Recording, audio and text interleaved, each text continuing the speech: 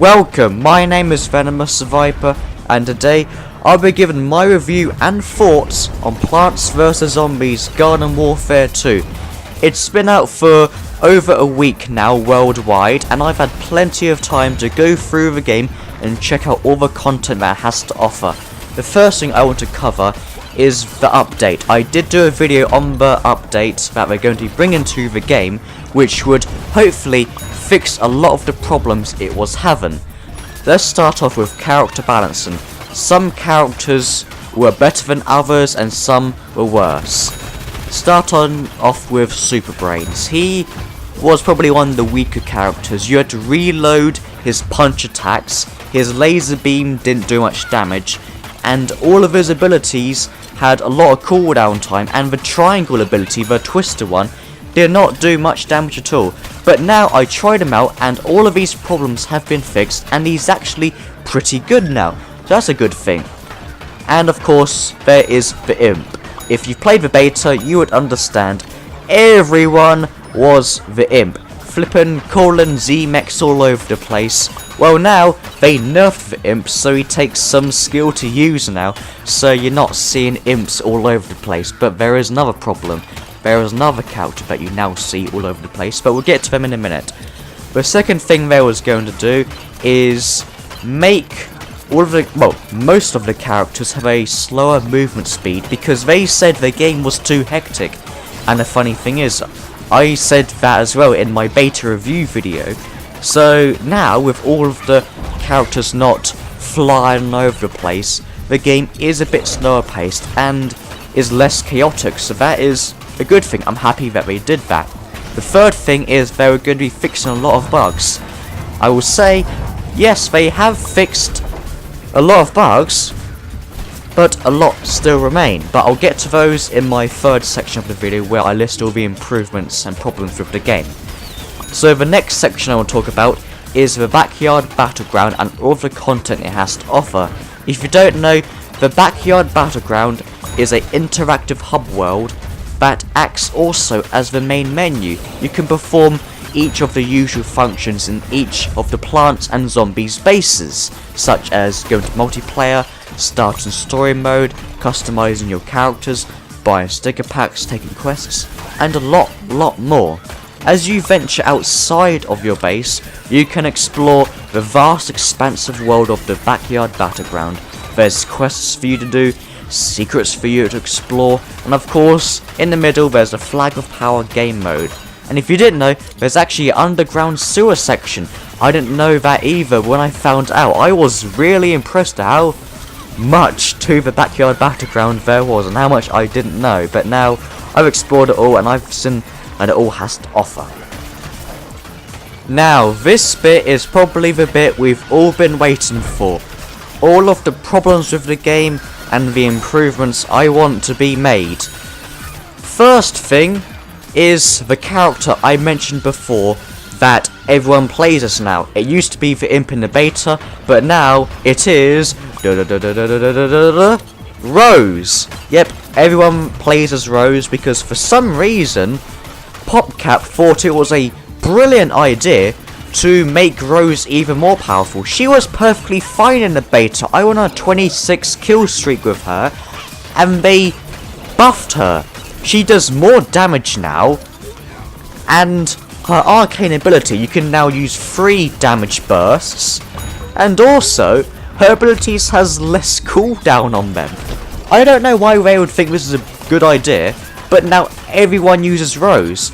She was intended to be a support character, but she is probably the most powerful and offensive character in the entire game.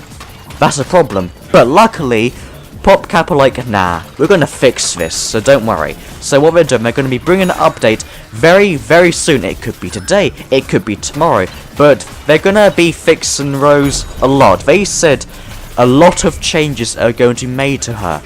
Slightly worried, I don't know. They said a lot of changes. They might maybe be redesigning her entirely. I don't know. We'll have to wait and see.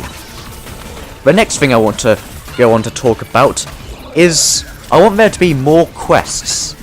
In the backyard, there's about 4 quests total you can do, maybe 5. There's like the ones you have to shoot the gnomes off the ship, the one with the future cactus, and the one with the alien squid, and that's kind of it. Like, I would want there to be more quests in the backyard battleground, so maybe when you're just exploring it randomly, you find people with quests for you to do. And what would make it even better if they were all randomly generated, so you would have an infinite amount of quests to do in the backyard battleground, so there's always going to be something for you to do. So basically the game will last forever. How cool will that be? Now the third thing is kind of a big problem that I'm hoping they'll fix in the DLC that's coming out. There needs to be more abilities. The old characters have not gotten a new ability since the first DLC in the first Garden Warfare. That's a problem. They need a third ability because it's been like a year or two and still nothing at all. And also the new characters need abilities because they only have one. They don't have any alternate abilities at all. There needs to be some alternate abilities to allow for more customization and make your characters more unique and basically improve the whole gameplay of the game. And another thing, going on to customization, is there need to be more actual customization items and taunts. For some reason, they've cut some taunts from the first Garden Warfare. Why would you cut taunts from the game? Why would you cut content from the game? I don't get that.